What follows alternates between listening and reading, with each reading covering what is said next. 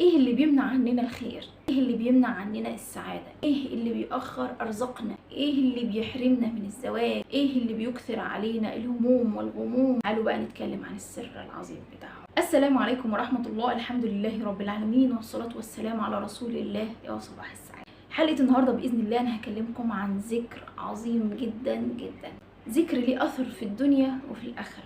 في الآخرة بيتقل الموازين جدا جدا، موازين الحسنات، يعني كفة الحسنات هي اللي بترتفع بإذن الله. وفي الدنيا هتشوفوا الخير، العجب، هتشوفوا الرزق من حيث لا تحتسبوا، هتشوفوا رضا رب العالمين، هتشوفوا السعادة، هتشوفوا البركة، هتشوفوا الخير اللي كان ممسوك عنكم وممنوع عنكم بيجي. الذكر العظيم ده هو سبحان الله وبحمده سبحان الله العظيم. ثانية واحدة تاخدش الكلمة وخلاص تمشي وتقول أنا هقول الذكر. قبل ما تقول الذكر افهم معناه، وافهم هو ليه مهم، عشان وانت بتقوله تقوله بحماسة، وتقوله وانت فاهم، وتبقى متأكد وانت بتقوله وعندك اليقين اللي دايما بتكلم عنه. اليقين يعني ان انا عندي حسن ظن في الله، يعني ان انا مصدق كلام رب العالمين ورسولنا الكريم في ان مثلا الذكر المعين او الآية المعينة في وراها النفع اللي اتكلم عنه رب العالمين واللي اتكلم عنه رسولنا الكريم.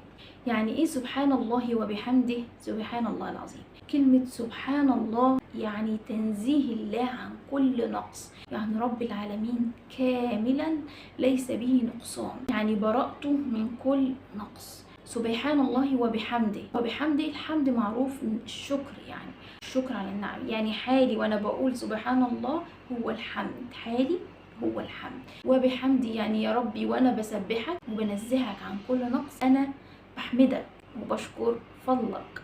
سبحان الله العظيم. سبحان الله نفس كلمة سبحان الله ونفس المعنى، ولكن فيها تأكيد، أنا بكررها للتأكيد والتعظيم. سبحان الله العظيم، فده معنى سبحان الله العظيم. خلينا الأول نشوف الأحاديث اللي بتؤكد إن سبحان الله العظيم كنز. رسولنا الكريم قال كلمتان حبيبتان إلى الرحمن ثقيلتان في الميزان، سبحان الله وبحمده سبحان الله العظيم. نناقش الحديث الشريف. سبحان الله وبحمده كلمتان حبيبتان إلى الرحمن، يبقى هم دول ربنا سبحانه وتعالى بيحب الكلمتين دول. ثقيلتان في الميزان، لو اتحطوا في الميزان بيتقلوا، يمكن بسبب تكرار الذكر ده كفة الحسنات عندك تدخلك الجنة. دايما بقول لكم مش كل حاجة احنا عايزينها دنيا، لا، احنا الآخرة خير وأبقى. الآخرة هي دار المستقر، الآخرة هي حياتنا الأبدية التي ليس فيها شقاء ولا عذاب. سئل الإمام أحمد متى يجد الإنسان طعم الراحة؟ قال عند أول قدم يضعها في الجنة أو يضعها في الجنة. يعني الإنسان يوم ما يدخل الجنة هيشوف فيها ما لا عين رأت وما لا أذن سمعت وما لم يخطر على قلب بشر. الجنة تستاهل. احنا عايزين نتقل موازيننا بقى بالأعمال الصالحة. صلوا على النبي صلى الله عليه وسلم، كلمتكم قبل كده كتير قد ايه هي بتقل الميزان بالأذكار. الرسول صلى الله عليه وسلم بيقول من قال حين يصبح وحين يمسى سبحان الله وبحمد سبحان الله العظيم 100 مرة ما جاء أحد يوم القيامة أفضل مما جاء به. كمان رسولنا الكريم قال من قال سبحان الله وبحمده سبحان الله العظيم 100 مرة حطت خطاياه ولو كانت مثل زبد البحر. انتوا الزبد الرغاوي البيضة اللي بتبقى موجودة على البحر، شوفوا الكمية بتاعتها. لو ذنوبك قد زبد البحر ربنا سبحانه وتعالى هيغفرها لك فقط لو قلتها في اليوم 100 مرة بعد صلاة الفجر لحد طلوع الصبح أو لحد طلوع الشمس. قولها كل يوم 100 مرة. خلي الذكر ده ملازم لسانك أبدا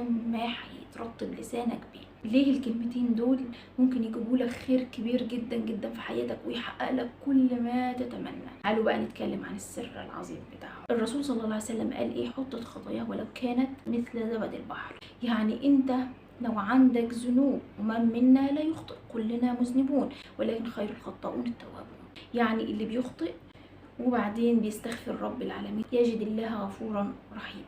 ايه اللي بيمنع عننا الخير؟ ايه اللي بيمنع عننا السعادة؟ ايه اللي بيأخر ارزاقنا؟ ايه اللي بيحرمنا من الزواج؟ ايه اللي بيحرمنا من الخلفة؟ ايه اللي بيحرمنا من الرزق؟ ايه اللي بيكثر علينا الهموم والغموم وايه اللي بيكثر علينا كل ده هو البلاء او الابتلاء. بس في فيديو النهاردة انا بقول البلاء ممكن يكون سبب كبير جدا بيمنع عنك كل الخير بركة والرزق. لو التزمنا الذكر ده ذنوبك هتغفر، زي ما قال رسولنا الكريم إن كانت مثل زبد البحر.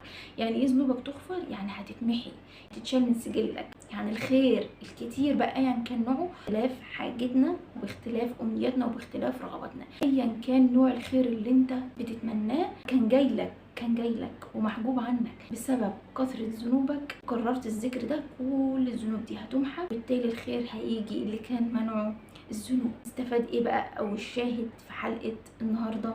ان احنا ما نفرقش الذكر ده ويفضل على لساننا، نقوله كل يوم 100 مرة بعد صلاة الفجر. افرض مثلا انتوا نسيتوا تقولوه، قولوه في اليوم مش مشكلة، قولوه في اي وقت من اليوم.